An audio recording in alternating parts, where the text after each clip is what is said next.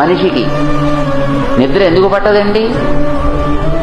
భయమైనా ఉండాలి, కోపమైనా ఉండాలి, కోరికలైనా ఉండాలి.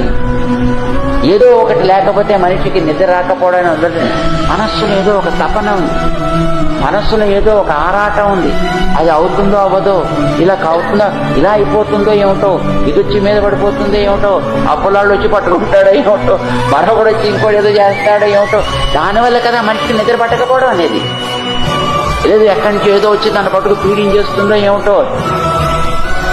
మనస్సులో ఉండేటటువంటి భయం వల్లనో, కోరికల వల్లనో, ఆశ వల్లనో ఏదో ఒకటి కారణం అవుతుందండి. ఎప్పుడు మనిషికి నిద్ర పట్టడం లేదు అని అంటే అది లేకుండా ఉందనుకోండి, మనసు ప్రశాంతంగా ఉందనుకోండి, హాయిగా గుండె మీద చేయి వేసుకొని వాడు చక్కగా నిద్రపోగలుగుతాడు.